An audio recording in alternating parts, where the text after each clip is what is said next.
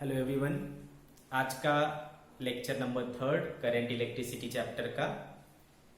सबसे पहले हम लोग आज जो कुछ भी पढ़ने वाले हैं उसका एक समरी देख लेते हैं। लेक्चर नंबर 3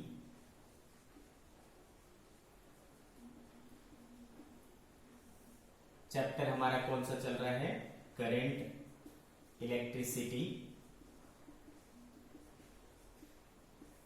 आज की लेक्चर में हम लोग इन पॉइंट्स को कवर करने वाले हैं। Resistance,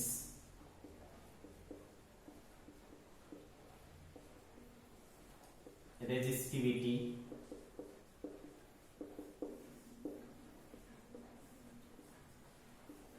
conductivity and current density. ठीक है, आज के लेक्चर में हम लोग इन 4 पॉइंट्स को कवर करेंगे। ठीक है, 1 बाय 1। तो let's start with first topic, that is resistance. Resistance क्या होता है बच्चों? हमने अभी तक के जो लेक्चर्स हुए हैं उसमें हमने पढ़ा है कि अगर एक कंडक्टर है तो कंडक्टर में जब चार्ज फ्लो करता है, चार्ज एक प्लेस से दूसरे प्लेस तक जाता है, एक पॉइंट से दूसरे पॉइंट को मूव करता है, ठीक है, तो हम उसके फ्लो के रेट को क्या कहते हैं?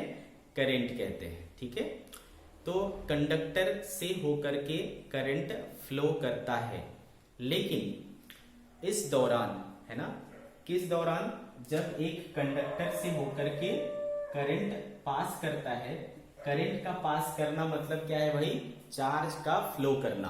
ठीक है, तो ये जो कंडक्टर होता है वो क्या होता है? कोई मटेरियल है ना, और वो मटेरियल कंडक्टर क्यों है? हमने आपको अच्छे से समझाया है कि वो कोई भी मटेरियल, है ना, कंडक्टर इसलिए होता है क्योंकि उसमें क्या बोलते हैं, बहुत बड़ी संख्या में फ्री इलेक्ट्रॉन्स है। फ्री इलेक्ट्रॉन या कंडक्शन इलेक्ट्रॉन्स की प्रेजेंस उसको क्या बनाता है? कंडक्टर बनाता है, और उस वजह से उसमें करंट बहुत आसानी से, बहुत इजीली क्या होता है? फ्लो करता है। एक बात समझ में आ गई? अब बच्चों, जब किसी कंडक्टर से होकर के करंट पास करता है, ठीक है, तो उसके फ्लो करने का, है ना, एक अपोज होता है। ठीक है, मीन्स कंडक्टर के पास एक प्रॉपर्टी होती है ना, जिसके कारण वो क्या करता है? करंट के फ्लो को रेजिस्ट करता है, यानी चार्ज के फ्लो को रेजिस्ट करता है। ये जो प्रॉपर्टी होती है वो इनहेरेंट प्रॉपर्टी होती है किसी भी कंडक्टर की। ठीक है, उस inherent property of the conductor, जिसके कारण वो क्या कर पाता है? करंट के फ्लो को अपोज कर पाता है, चार्ज के फ्लो को अपोज कर पाता है, उसको हम लोग क्या कहते हैं? रेजिस्टेंस कहते हैं। ठीक है, तो चलो हम लोग इसके डेफिनेशन को देख लेते हैं। दी inherent property of conductor to oppose the, ठीक है, conductor to oppose the current flow through it is known as resistance। ठीक है, या फिर हम इसको क्या कह सकते हैं? और करके the property of material, the property of material to resist, the property of conductor to resist the flow of current, ठीक है, is called resistance। ठीक है, आप इस तरीके से भी डिफाइन कर सकते हैं। तो चाहे ये डेफिनेशन लिखो, चाहे ये डेफिनेशन लिखो, कोई भी क्या है? करंट है। तो बच्चों, रेजिस्टेंस बेसिकली एक लाइन में अगर बोलना हो तो it is the property to resist the current flow और फ्लो ऑफ चार्ज। अंडरस्टूड? ठीक है, तो this is resistance, definition of resistance. हम लोग इसको काहे से शो करते हैं बच्चों? हम लोग इसको कैपिटल आर से शो करते हैं। ठीक है,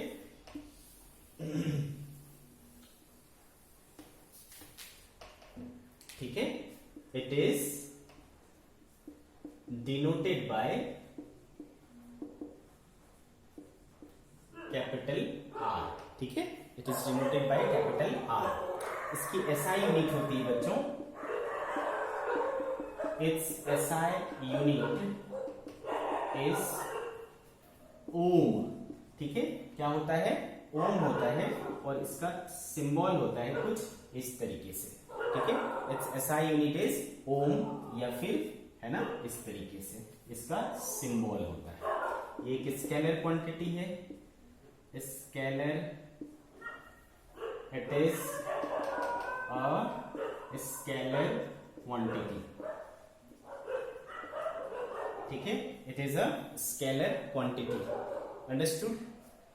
इसकी डायमेंशनल फॉर्मूला देखोगे, आपने पहले भी पढ़ा है और आगे चल करके हम लोग इस चैप्टर में भी पढ़ने वाले। V इक्वल्स टू क्या होता है बच्चों? आई आर होता है, तो आर बराबर क्या हो जाएगा? V upon I. V equals to क्या होता था बच्चों? W अपॉन Q, और ये आई W अपॉन Q को क्या लिख सकते हो? I इंटू टी इंटू आई। तो वर्क डन का हो गया बच्चों ml स्क्वायर t माइनस 2, और ये हो गया I स्क्वायर, और ये हो गया t, तो ml square t minus 3 I minus 2। ठीक है, इस तरीके से। तो it's dimensional formula is ml square t minus 3 I minus 2। ठीक है, ml square t minus 3 I minus 2, ये हो गया इसका dimensional formula. So this is all about resistance. Clear है बच्चों? अब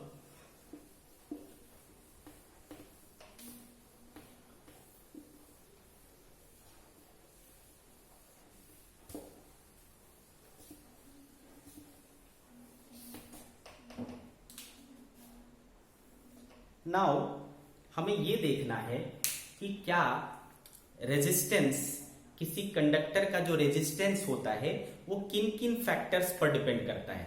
किन किन फैक्टर्स, कौन कौन से फैक्टर ऐसे हैं जो रेजिस्टेंस को डिसाइड करते हैं। ठीक है, चलो इनको देखते हैं क्या क्या वो फैक्टर है। तो इस टॉपिक का नाम होगा हमारा factors affecting resistance.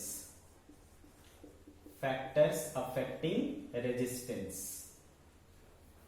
Of conductor.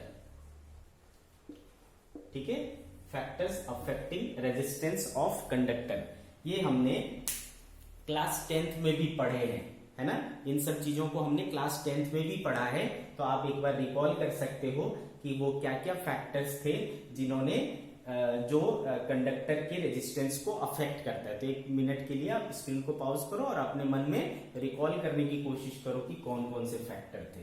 तो चलो बच्चों, पहला फैक्टर होता है, फर्स्ट फैक्टर है length of the conductor.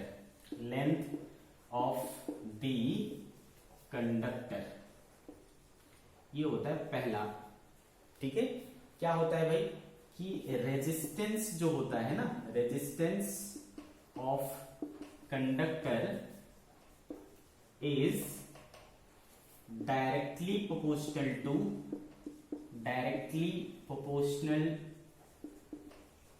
To the length of the conductor. Length of the conductor, ठीक है, दैट इज मैथमेटिकली हम इसको कहें तो क्या लिख सकते हैं, R directly proportional to L. Okay, ये हो गया आपका लेंथ ऑफ द कंडक्टर के ऊपर किस तरीके से डिपेंड करता है। क्या मतलब हुआ इसका बच्चों कि अगर resistance directly proportional to length है, अगर मैं ऐसा बोल रहा हूं, इसका मतलब है कि जिस प्रोपोर्शन में लेंथ को मैं चेंज करूंगा उस प्रोपोर्शन में उसका रेजिस्टेंस क्या हो जाएगा, चेंज हो जाएगा। अगर मैं लेंथ को डबल कर देता हूं तो दैट मीन्स कि रेजिस्टेंस भी क्या हो जाएगा, डबल हो जाएगा। लेंथ को अगर मैंने 3 टाइम्स कर दिया, ट्रिपल कर दिया, तो रेजिस्टेंस भी क्या हो जाएगा, ट्रिपल हो जाएगा। 4 टाइम्स कर दिया तो 4 टाइम्स हो गया। प्रोपोर्शनल होने का मतलब ये है ना, जिस प्रोपोर्शन में ये चेंज होगा, ये क्वांटिटी चेंज होगी, उसी प्रोपोर्शन में ये क्वांटिटी भी चेंज होगी। क्लियर है? तो ये हुआ फर्स्ट फैक्टर जो रेजिस्टेंस को अफेक्ट करता है। ठीक है, चलो देखते हैं सेकेंड फैक्टर के बारे में। उम्मीद है आपको याद आ गया होगा, हमने पढ़ा है इसको। ठीक है, second factor area of cross section है ना, ये था हमारा second factor, area of cross section. आपको समझ तो आता होगा कि एरिया ऑफ क्रॉस सेक्शन किसे कहते हैं। अगर मान लो ये है ना, ये वायर का शेप जनरली कैसा होता है, सिलिंड्रिकल होता है, तो ये जो एरिया है, this area is area of cross section है ना। करंट इस तरीके से फ्लो करेगा तो ये वाला जो एरिया है that is area of cross section. ठीक है, तो बच्चों रेजिस्टेंस जो होता है, resistance of conductor is inversely proportional to area of cross section. ठीक है, दैट इज मैथमेटिकली हम इसको क्या लिख सकते हैं, R is inversely proportional to area of cross section. ठीक है, so this is the second factor on which resistance depends. ठीक है, तो चलो बच्चों, अब इसका क्या मतलब है, इनवर्सली कहने का मतलब क्या है, इनका मतलब है कि रिवर्स इंपैक्ट होगा, है ना, रिवर्स इंपैक्ट होगा। मीन्स एक क्वांटिटी अगर घटती है तो दूसरी क्वांटिटी क्या होगी, बढ़ेगी, और अगर ये क्वांटिटी बढ़ती है तो ये क्वांटिटी क्या होगी, घटेगी। ठीक है, दैट मीन्स कि अगर ये मैंने डबल कर दिया यानी इंक्रीज कर दिया तो ये क्या हो जाएगी, आधी हो जाएगी, यानी हाफ हो जाएगी। अगर मैंने इसको हाफ कर दिया, ठीक है, इसको हाफ कर दिया तो ये क्या हो जाएगा, 2 टाइम्स हो जाएगा, है ना, ये बढ़ जाएगा। इसको घटाऊंगा तो ये बढ़ जाएगा, और इसको बढ़ाऊंगा तो ये घट जाएगा, है ना, रिवर्स इंपैक्ट होगा। क्लियर है? तो रेजिस्टेंस और एरिया ऑफ क्रॉस सेक्शन में क्या रिलेशन है, ये रिलेशन है। अब यहां से आपको छोटे छोटे क्वेश्चंस पूछे जा सकते हैं कि अगर मैं थिक वायर लूं या मैं थीन वायर लूं तो किसका रेजिस्टेंस ज्यादा होगा। तो ऑब्वियस सी बात है, जो थिक वायर होगा उसका एरिया ऑफ क्रॉस सेक्शन ज्यादा होगा, एरिया ऑफ क्रॉस सेक्शन ज्यादा होगा तो उसका रेजिस्टेंस कम होगा। अगर मैं थीन वायर लूंगा तो उसका एरिया ऑफ क्रॉस सेक्शन कम होगा, उसका रेजिस्टेंस ज्यादा होगा। ठीक है, तो थीन और थिक वायर में आप इस तरीके से कंपेयर कर सकते हैं। छोटे मोटे क्वेश्चंस आपको वाइवा वगैरह में इस तरीके से पूछा जा सकता है। क्लियर है? तो ये हो गया भाई सेकेंड फैक्टर। ठीक है, आगे बढ़ते हैं थर्ड फैक्टर।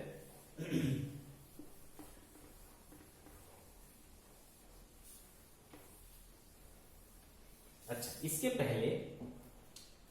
पहले अभी तक जो 2 चीजें मिली, क्या क्या मिला, R directly proportional to length, इसको मान लो इक्वेशन नंबर 1, एंड और क्या मिला अपने को, R inversely proportional to area, ये हुआ सेकेंड चीज। अगर मैं इन दोनों चीज को कंबाइन करता हूं, कंबाइनिंग द अबव 2, ठीक है, इन दोनों को अगर कंबाइन करता हूं तो मैं क्या लिख सकता हूं, R directly proportional to L by A. ठीक है, R directly proportional to L by A, इस चीज को मैं लिख सकता हूं। ठीक है बच्चों, अब आपको यहां से समझ में आ रहा है कि आर जो है प्रोपोर्शनल है एल बाय ए के, directly proportional to L by A है। जब भी अपन क्या करते हैं, इस प्रोपोर्शनैलिटी साइन को हटाते हैं और एक इक्वलिटी का साइन देते हैं, तो अपने को क्या करना पड़ता है, एक कांस्टेंट यूज करना पड़ता है। यहां पर जो हम कांस्टेंट ऑफ प्रोपोर्शनैलिटी यूज करेंगे दैट इज रो। ठीक है, तो हो गया बच्चों रो, और पहले से क्या था अपने पास L/A, तो हमारे पास एक एक्सप्रेशन आया R equals to row L/A। ठीक है, हमारे पास एक्सप्रेशन आया R equals to rho into L/A। तो व्हाट इज दिस रो? ठीक है, तो ये जो रो है वो है रेजिस्टिविटी। क्या कहलाता है? रेजिस्टिविटी। ठीक है बच्चों, और ये क्या है? कांस्टेंट ऑफ प्रोपोर्शनैलिटी है। और ये जो रेजिस्टिविटी होता है, ठीक है, वो डिपेंड करता है मटेरियल के टाइप पर। आपका जो कंडक्टर है वो किस मटेरियल से बना हुआ है, हर एक मटेरियल का रेजिस्टिविटी क्या होता है? अलग होता है। आप एक कंडक्टर को सिल्वर का बना सकते हैं, एल्यूमिनियम का बना सकते हैं, कॉपर का बना सकते हैं, आयरन का बना सकते हैं, किसी भी मेटल का बना सकते हैं। तो हर एक मटेरियल का, हर एक मेटल का ये रेजिस्टिविटी क्या होता है? अलग अलग होता है। क्लियर? तो अब देखो यहां से इस एक्सप्रेशन में R जो है वो रो पर डिपेंड कर रहा है, और रो किस पे डिपेंड कर रहा है? मटेरियल पर। Depends on material. ठीक है, ध्यान से समझिए मैं क्या बोल रहा हूं। R डिपेंड कर रहा है रेजिस्टिविटी पर, और रेजिस्टिविटी डिपेंड कर रहा है मटेरियल पर। तो मैं इनडायरेक्टली क्या बोल सकता हूं भाई कि resistance depends on material also. ठीक है, बात समझ में आ रही? तो दो फैक्टर हो गए भी, लेंथ और एरिया ऑफ क्रॉस सेक्शन, और तीसरा फैक्टर हमें क्या समझ में आ रहा है? Type of material. ठीक है, तो चलो तीसरा फैक्टर हो गया हमारा type of material. Type of material clear है? अच्छे से समझ में आ रहा है आपको, है ना? तो जिसका रेजिस्टिविटी है ना, ऐसे मटेरियल जिसकी रेजिस्टिविटी ज्यादा होगी उसका रेजिस्टेंस क्या होगा? ज्यादा होगा। ऐसे मटेरियल जिसकी रेजिस्टिविटी कम होगी उसका रेजिस्टेंस क्या होगा? कम होगा।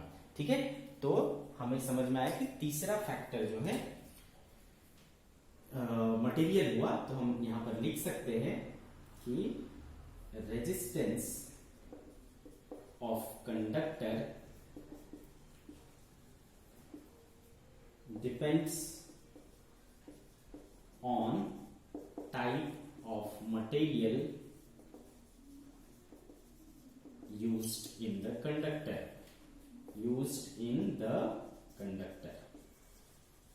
ठीक है, type of material used in the conductor, इसके ऊपर है ना, ये हमारा क्या हो गया बच्चों? तीसरा फैक्टर हो गया। ठीक है भाई, और कोई चीज होता है क्या? तो बच्चों ये जो रो है ना, यानी रेजिस्टिविटी है, ठीक है, ये मटेरियल के साथ साथ एक और चीज पर डिपेंड करता है, और वो है टेम्परेचर। ठीक है, किस पे डिपेंड करता है? टेम्परेचर पर। तो अगेन आप ध्यान से समझिए कि R depends on rho, and rho depends on material and temperature. ठीक है, तो ultimately R also depends on temperature. आ रही बात समझ में? R depends on material, R depends on temperature. ठीक है, तो एक और फैक्टर आ गया, fourth factor, that is temperature. ठीक है,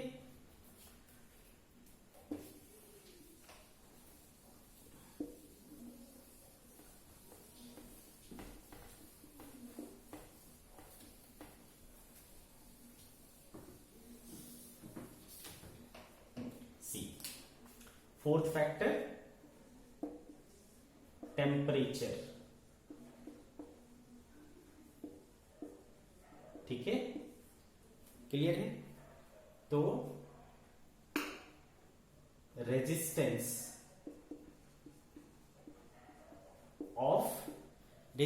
जो होता है किसी कंडक्टर का, resistance of conductor also depends on the, ठीक है, टेम्परेचर ऑफ द सराउंडिंग। ठीक है, उस कंडक्टर के सराउंडिंग जो टेम्परेचर होगा उस पर भी आपका रेजिस्टेंस क्या होगा? डिपेंड करेगा। और वो कैसे डिपेंड करता है? लीनियरली डिपेंड करता है। ठीक है, लीनियरली। ठीक है, depends on the temperature of the surrounding and varies linearly. ठीक है, आगे चल करके हम देखेंगे कि किस तरीके से रेजिस्टेंस वेरी करेगा। अंडरस्टूड? तो ये 4 फैक्टर हैं जिनके ऊपर रेजिस्टेंस किसी कंडक्टर का डिपेंड करता है। तो आपको बच्चों याद रखना है, क्या याद रखना है? Factors affecting resistance. ये थ्योरी पॉइंट ऑफ व्यू से बहुत इंपॉर्टेंट है और इसके ऊपर आपसे एमसीक्यूज भी पूछे जा सकते हैं। ठीक है, तो कौन कौन से फैक्टर है भाई? लेंथ है, कैसे है? तो डायरेक्टली प्रोपोर्शनल है। एरिया ऑफ क्रॉस सेक्शन है, कैसे डिपेंड करता है भाई? इनवर्सली प्रोपोर्शनल डिपेंड करता है। और क्या है भाई? मटेरियल ऑफ द कंडक्टर है। और क्या है भाई? टेम्परेचर है। कैसे डिपेंड करता है टेम्परेचर पर? तो लीनियरली।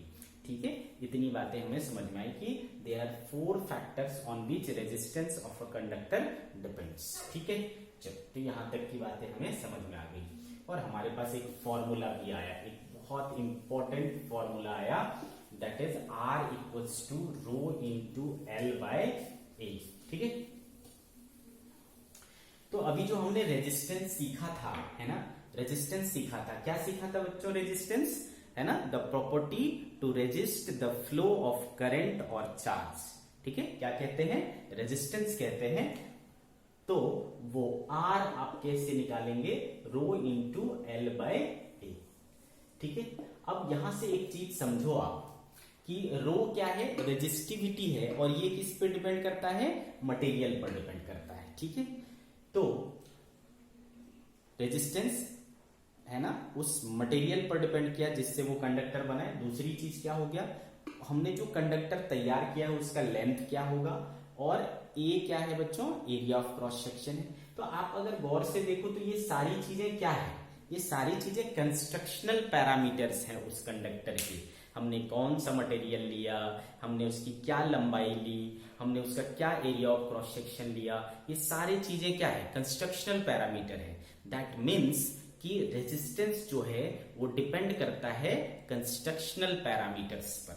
ठीक है, आगे चल करके हम देखेंगे, है ना, ओम्स लॉ जो क्या कहता है कि V इक्वल्स टू क्या होता है? IR होता है ना।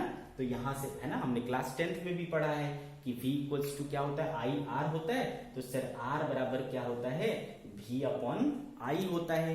तो इस हिसाब से R को होना चाहिए डायरेक्टली प्रोपोर्शनल टू V और R को होना चाहिए इनवर्सली प्रोपोर्शनल टू I। लेकिन ऐसा कुछ भी नहीं होता है ना। ये करंट पर भी डिपेंड नहीं करता, ये वोल्टेज पर भी डिपेंड नहीं करता। व्हाई? बिकॉज कि रेजिस्टेंस जो है ना वो एक कंस्ट्रक्शनल पैरामीटर पर डिपेंड करता है। जो बनाते वक्त हमने पैरामीटर्स यूज किया है उन पर डिपेंड करता है। ये एक प्रकार का क्या है?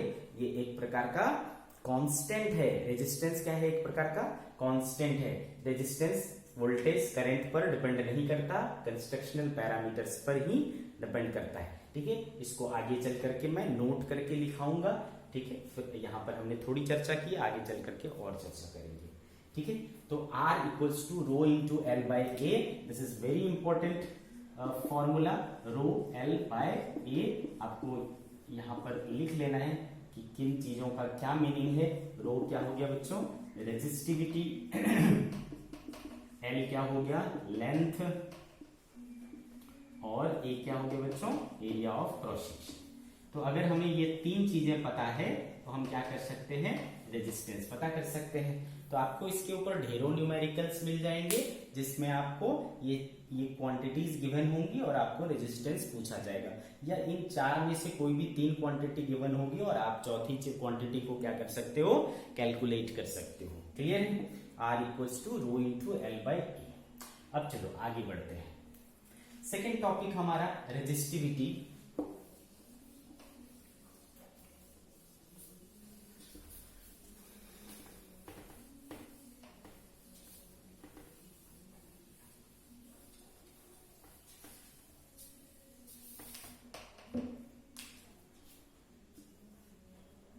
रेजिस्टिविटी।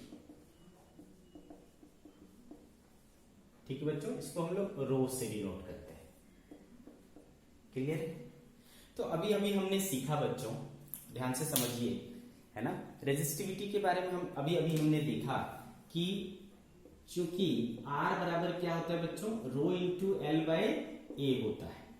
तो यहां से मैं रो बराबर क्या लिख सकता हूं, आर ए बाय एल लिख सकता हूं। मान लो मैंने आपको पहले ही बताया कि रो क्या है, मटेरियल पर डिपेंड करता है, ये मटेरियल की प्रॉपर्टी होती है। आप ध्यान से समझिए, rho is the property of material, not the property of conductor. ठीक है, ये आपको बहुत इंपॉर्टेंट बात है, समझना है आपको। ये मटेरियल पर डिपेंड करता है, मटेरियल। अब उस मटेरियल से मैं कैसा भी शेप का, साइज का कंडक्टर बनाऊं, उससे रो नहीं चेंज होने वाला है, क्योंकि रो मटेरियल पर डिपेंड करता है। क्या कहना चाह रहा हूं मैं ये कहना चाह रहा हूं कि मान लो मैंने कॉपर लिया, कॉपर, ठीक है, और उस कॉपर का मैं कैसा भी वायर बनाऊं, बहुत लंबा वायर बनाऊं, छोटा वायर बनाऊं, मोटा वायर बनाऊं, पतला वायर बनाऊं, कुछ फर्क नहीं पड़ता। उसका रेजिस्टेंस अलग अलग हो सकता है, क्योंकि रेजिस्टेंस रो के अलावा एल और ए पर डिपेंड करता है। लेकिन rho depends only on the material, and material is same for all the thick, thin, long, है ना। हर प्रकार के जो हमने बनाए हैं, वो अगर सिर्फ कॉपर ही यूज किया है हमने, तो सबके लिए रो क्या होगा, सेम होगा। तो ये आपको गांठ बांध लेनी है कि रो डिपेंड्स ऑन मटेरियल ओनली। ठीक है, तो जब तक मटेरियल हमने चेंज नहीं किया है, तब तक उस कंडक्टर का रेजिस्टिविटी नहीं चेंज होगा। ठीक है, ये बात आपको ध्यान से समझना है। तो रो इक्वल्स टू क्या हो गया भाई, आर ए बाय एल, और रो क्या है, कंडक्टर के कंडक्टर जिस मटेरियल से बना है उसकी प्रॉपर्टी है। तो चलो, हमने मान लो कोई एक मटेरियल ले लिया जिसका मुझे क्या करना है, रेजिस्टिविटी पता करना है। तो हम क्या करेंगे बच्चों, जैसे कि कॉपर की रेजिस्टिविटी पता करनी है, तो कॉपर का क्या कर लेंगे, कंडक्टर बना लेंगे। अंडरस्टूड।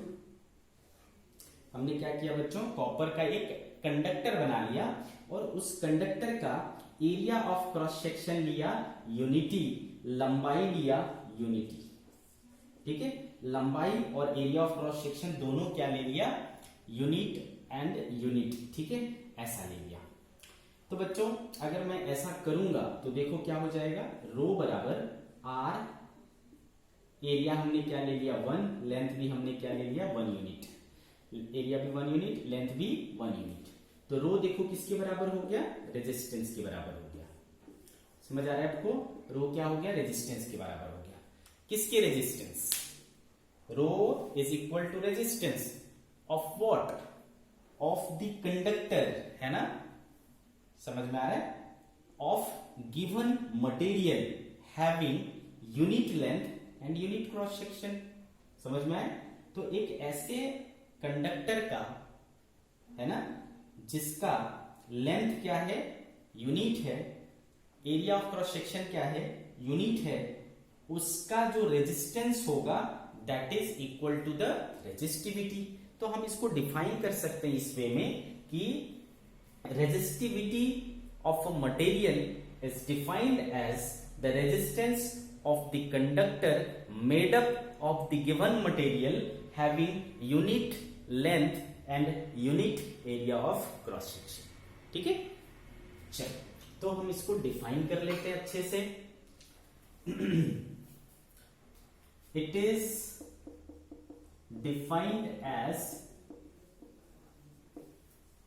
ठीक है, it is defined as the resistance of a conductor made up of given material having unit length and unit area of cross section, unit area of cross section. ठीक है, it is defined as the resistance of a conductor made up of given material having unit length and unit area of cross section. ठीक है, इसको कहते हैं हम लोग resistivity. क्या ही से शो करते हैं भाई, रो से शो करते हैं। तो इट इज डिनोटेड बाय रो, ठीक है, चलो इसका एसआई यूनिट देख लेते हैं। इट्स एसआई यूनिट, जब पहले इसका मैथमेटिकल एक्सप्रेशन क्या हो गया देख ही लिया आपने, रो बराबर क्या हो जाएगा आर ए बाय एल, ठीक है, ये हो गया मैथमेटिकल एक्सप्रेशन इसका। चलो इसका यूनिट देख लेते हैं, एसआई यूनिट, ठीक है बच्चों। एसआई यूनिट क्या हो जाएगा, रेजिस्टेंस का क्या देखा था हमने, ओम, एरिया का क्या हो जाएगा बच्चों मीटर स्क्वायर, लेंथ का क्या होता है मीटर, मीटर मीटर कैंसल, ओम मीटर, ठीक है। तो इसका एसआई यूनिट होता है बच्चों ओम मीटर। इट्स एसआई यूनिट हो गया आपका ओम मीटर, ठीक है, ओम मीटर। इस तरीके से आप इसका एसआई यूनिट लिख सकते हैं, ठीक है। कैसी क्वांटिटी है, स्केलर क्वांटिटी है obviously.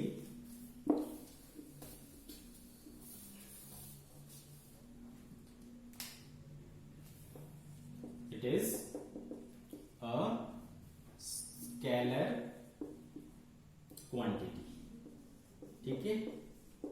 Dimensional formula, dimensional formula क्या हो जाएगा, रो इक्वल्स टू क्या है आपके पास R A by L, R का क्या आया था हमारे पास M L square T minus 3 I minus 2 आया था। एरिया का क्या हो गया बच्चों एल स्क्वायर अपॉन क्या हो गया एल, तो ये एल और ये एल क्या हो जाएगा कैंसिल, तो क्या बचा, क्या बचा एम, ये एल स्क्वायर और एल क्या हो जाएगा L cube T minus 3 and I minus 2, ठीक है। तो ये हो गया आपका dimensional formula, M L cube T minus 3 I minus 2, है ना, रेजिस्टिविटी का डायमेंशनल फॉर्मूला। अक्सर पूछा जाता है रेजिस्टिविटी का डायमेंशनल फॉर्मूला, इसको आप निकालना सीख लेना अच्छे से, ठीक है, एक दो बार करके देखना, ओके। तो दिस इज रेजिस्टिविटी। अब रेजिस्टिविटी किन चीजों पर डिपेंड करता है भाई, तो ऑब्वियसली दो चीजों पर, पहले भी मैंने बताया आपको कौन कौन सी चीजें हैं, वो मटेरियल है और दूसरा टेम्परेचर है, ठीक है।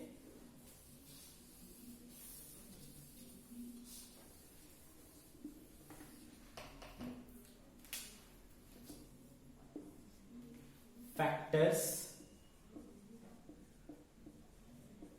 अफेक्टिंग रेजिस्टिविटी, ठीक है, फैक्टर्स अफेक्टिंग रेजिस्टिविटी। तो ये दो चीजों पर डिपेंड करता है, एक हो गया मटेरियल और दूसरा हो गया टेम्परेचर, ठीक है, मटेरियल एंड टेम्परेचर, ये वो दो चीजें हैं जिस पर रेजिस्टिविटी डिपेंड करता है। क्लियर है बच्चों, ठीक है। So this is resistivity. आगे बढ़ते हैं, कंडक्टिविटी।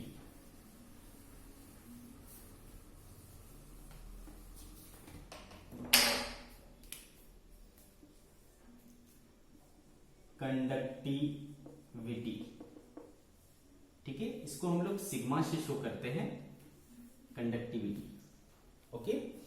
कंडक्टिविटी क्या होता है, रेजिस्टिविटी क्या है, रेजिस्टिविटी को अगर मैं सिंप्लीफाई करूं तो मैं बोल सकता हूं रेजिस्ट करने की ability, the ability to resist the current flow is resistivity, ठीक है। इसका उल्टा करूं, है ना, इसका उल्टा सोचूं, कंडक्ट करने की एबिलिटी, कंडक्टिविटी, ठीक है। रेजिस्टिविटी रोकने की एबिलिटी है और कंडक्टिविटी चलाने की एबिलिटी है, समझ में आए, जिसमें अच्छे से चलेगा वहां पर इसका मतलब है कि रोकने की क्षमता कम है, और जहां रोकने की क्षमता ज्यादा है, रोकने की एबिलिटी ज्यादा है, रेजिस्ट करने की एबिलिटी ज्यादा है, वहां पर कंडक्ट करने की एबिलिटी कम होगी। तो ऑब्वियसली समझ में आता है कि रेजिस्टिविटी और कंडक्टिविटी एक दूसरे का हमेशा क्या होगा, रेसिप्रोकल होगा। क्लियर है, resistivity is the ability to resist and conductivity is the ability to conduct, है ना, दोनों एक दूसरे के हमेशा क्या होंगे, रेसिप्रोकल होंगे, क्योंकि जो रेजिस्ट कर सकता है ज्यादा वहां पर कंडक्शन अच्छा नहीं हो सकता, और जहां पर कंडक्शन अच्छा है इसका मतलब वहां पर रेजिस्टेंस अच्छे से नहीं हो रहा है, रेजिस्ट अच्छे से नहीं हो रहा है। आ रही बात समझ में? ठीक है, तो कंडक्टिविटी और रेजिस्टिविटी जो है एक दूसरे की क्या होते हैं, रेसिप्रोकल होते हैं। तो आप कंडक्टिविटी को डिफाइन कर सकते हैं, it is reciprocal of resistivity. ठीक है बच्चों, आ रही बात समझ में? दैट इज रो सिग्मा क्या होगा, 1/रो। सिग्मा और रो में क्या रिलेशन होता है, सिग्मा इक्वल्स टू 1/रो होता है। अंडरस्टूड? तो कंडक्टिविटी आपको समझ में आ गया होगा, रेजिस्टिविटी एंड कंडक्टिविटी एक दूसरे के रेसिप्रोकल होते हैं। क्लियर है? अब जो अभी तक हमने आज के लेक्चर में जो कुछ भी पढ़ा उसमें कुल मिलाकर के यही सबसे इंपॉर्टेंट एक एक्सप्रेशन मिला हुआ है, R बराबर रो एल बाय ए। ठीक है, this is the important relation we have learned today. ठीक है, अब बच्चों इसके ऊपर आपको अच्छे खासे न्यूमेरिकल मिल जाएंगे। ठीक है, एक आध एग्जांपल लेकर के मैं आपको दिखाता हूं। For example, find resistance of a conductor having length 10 centimeter, having length 10 centimeter and area of cross section 2 mm square। ठीक है, given that rho equals to, यानी रेजिस्टिविटी कितना दिया हुआ है, सपोज 2 × 10⁸ ओम मीटर ऐसा दिया हुआ है। ठीक है, तो आपको रेजिस्टेंस कैलकुलेट करना है। तो सबसे पहले देख लो भाई, है ना, क्या क्या गिवन है देख लो। आपके पास लेंथ दिया हुआ है 10 सेंटीमीटर, तो एसआई में चेंज कर लोगे 0.1 मीटर हो गया। और क्या गिवन है आपके पास, area of cross section given है, कितना बेटा 2 mm स्क्वायर। तो मिलीमीटर स्क्वायर को आप मीटर इसमें चेंज करोगे, एसआई में चेंज करोगे तो क्या हो जाएगा बच्चों, 10⁻⁻6। तो 2 × 10⁻⁻6 मीटर स्क्वायर हो गया area of cross section. And rho given है 2 × 10⁸ ओम मीटर। ठीक है, अब चूंकि हमको पता है कि R बराबर क्या होता है, रो L बाय ए होता है, देयरफॉर R इक्वल्स टू, रो की वैल्यू रख लो 2 × 10⁸, L कितना हो गया बच्चों 0.1, और A कितना हो गया, A हो गया आपका 2 × 10⁻⁻6। ठीक है, तो ये 2 और ये 2 क्या हो गया बच्चों, कैंसिल, 8 और 6 14, और 1 कैंसिल हो जाएगा आपका। ठीक है, तो कितना बचेगा 13, 10⁻13। ठीक है, अंडरस्टूड, ओम। देयरफॉर R यहां पर जो है वो है 10⁻13। ठीक है, तो इस तरीके से फॉर्मूला बेस्ड काफी क्वेश्चंस आपको मिल जाएंगे, बहुत सारे ऐसे फॉर्मूला बेस्ड क्वेश्चन आपको मिल जाएंगे। ठीक है, सब में आपको एक ही करना है, 4 तो क्वांटिटी है, R, रो, L और A, इसमें से कोई भी 3 क्वांटिटी गिवन है तो चौथी क्वांटिटी ऑटोमेटिक निकल जाती है। क्लियर है बच्चों?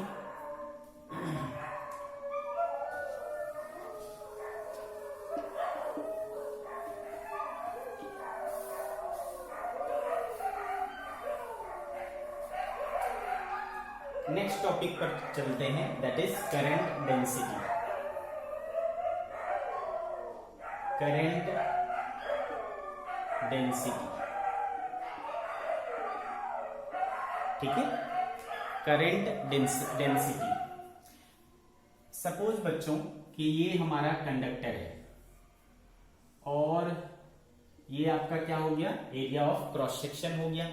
ठीक है, this area of cross section मान लो ए, और करंट कुछ इस तरीके से फ्लो कर रहा है सपोज। ठीक है, इस तरीके से करंट फ्लो कर रहा है, आई, क्लियर है। आई जो फ्लो कर रहा है, करंट के फ्लो का जो डायरेक्शन है, लेट जो करंट का डायरेक्शन है फ्लो करने का, वो पूरी तरीके से एरिया ऑफ क्रॉस सेक्शन के परपेंडिकुलर है ना। Let the current is flowing perpendicular to the area of cross section, ठीक है। तो ऐसे कंडीशन में जो करंट और एरिया ऑफ क्रॉस सेक्शन होगा, कौन सा area, perpendicular to current flow, ये आप ध्यान रखें। ये जो मैंने लिखा है इसका मतलब क्या है, एरिया का वो कंपोनेंट लेना है, ठीक है, जो करंट के फ्लो के परपेंडिकुलर है, ठीक है। इन दोनों का जो रेशियो होता है दैट इज करंट डेंसिटी, उसको हम लोग क्या कहते हैं, करंट डेंसिटी कहते हैं। ध्यान से समझिए, करंट डेंसिटी क्या होता है, current flowing per unit area of the cross section perpendicularly. समझ आ रहा है आपको।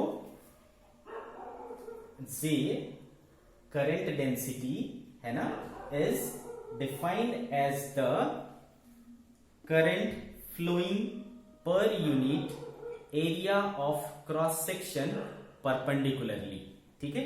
इसको हम लोग कहते हैं करंट डेंसिटी। तो सबसे पहले मैं डेफिनेशन आपको लिख देता हूं यहां पर। इट इज डिफाइंड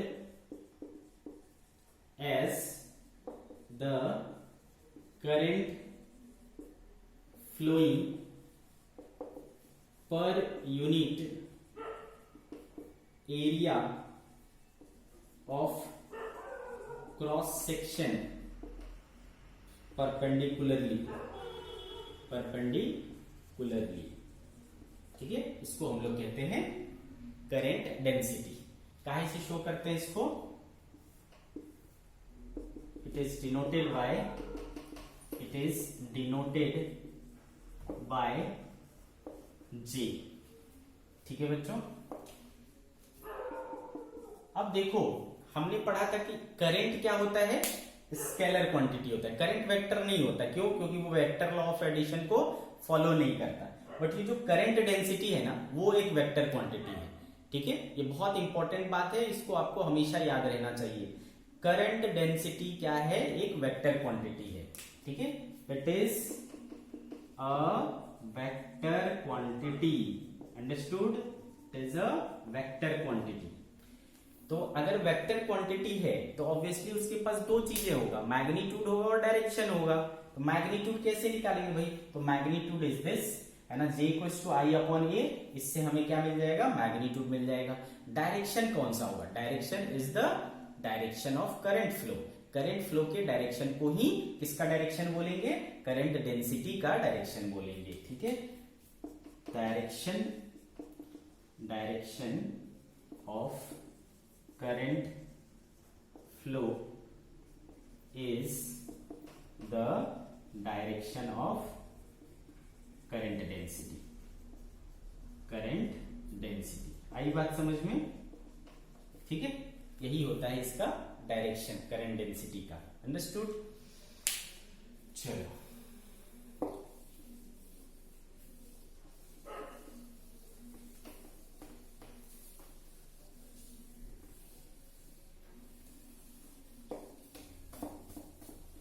तो बच्चों हमें समझ में आया कि करंट डेंसिटी अगर हमें निकालना हो, है ना, तो J इक्वल्स टू क्या होता है, I अपॉन A होता है, ठीक है।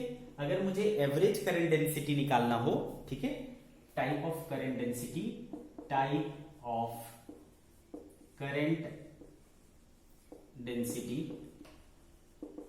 ठीक है, तो दो कर सकते हैं हम लोग, एवरेज करंट डेंसिटी, और एक कर सकते हैं एवरेज करंट डेंसिटी, और एक कर सकते हैं इंस्टेंटेनियस करंट डेंसिटी, ठीक है। ये दो चीजें। तो जब आपको एवरेज करंट डेंसिटी चाहिए तो आप क्या कर सकते हो, डेल आई बाय डेल ए, है ना, ये कर लोगे तो आपको एवरेज करंट डेंसिटी पता चल जाएगा, है ना। और अगर आपको इंस्टेंटेनियस करंट डेंसिटी चाहिए तो ऑब्वियसली आपको क्या करना पड़ेगा बच्चों, लिमिट लगा करके डेल ए को टेंस टू क्या करना पड़ेगा, 0 del I by del A, इसको आप क्या लिख सकते हो, d I by d A, ठीक है। तो अगर करंट एरिया का करंट जो है वो एरिया का फंक्शन रहे तो आप एक बार उसको क्या कर लो, डिफरेंशिएट कर लो, आपको क्या आ जाएगा, करंट डेंसिटी आ जाएगा। अंडरस्टूड बच्चों। तो यहां से हमें करंट डेंसिटी समझ आ गया, क्लियर है बच्चों। तो आज के लेक्चर में हमने इन सारे पॉइंट्स को डील किया, ठीक है। आपको मैक्सिमम जो है इसके ऊपर न्यूमेरिकल्स हो सकते हैं तो आप इनके न्यूमेरिकल्स को करिए, ठीक है, और करंट डेंसिटी के ऊपर के न्यूमेरिकल्स को करिए, और जो भी डाउट होता है हमें जरूर भेजिए, ठीक है। तो आज का क्लास यहीं पर समाप्त होता है।